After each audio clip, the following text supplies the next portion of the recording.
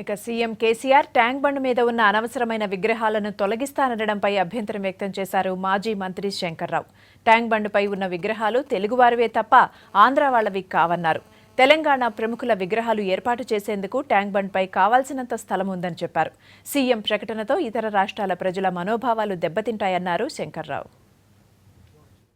తెలుగువారి యొక్క ఆత్మ గౌరవం కింద వాళ్ళని ఆంధ్ర తెలంగాణ అనే సెగ్రిగేషన్ కింద మాట్లాడకుండా వాళ్ళంతా తెలుగు వాళ్ళు, తెలుగు మాట్లాడేవాళ్ళు. దీని వలన వేరే రాష్ట్రాలలో స్ట్రెయిన్ రిలేషన్స్ వచ్చే పరిస్థితి ఏర్పడుతుంది. దీని వలన అభివృద్ధికి కుంటుపడే పరిస్థితి ఏర్పడుతుంది.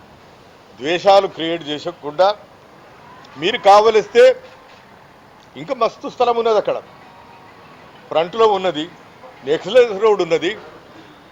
స్టాచ్యూస్ను కొత్త స్టాచ్యూలు పెట్టడానికి గురించి ఆలోచించండి, కానీ ఉన్నవాడిని తీస్తామనే ఒక ఆలోచన మంచిది కాదనేది జనరల్ ఫీలింగ్స్ నేను తెలియజేస్తాను.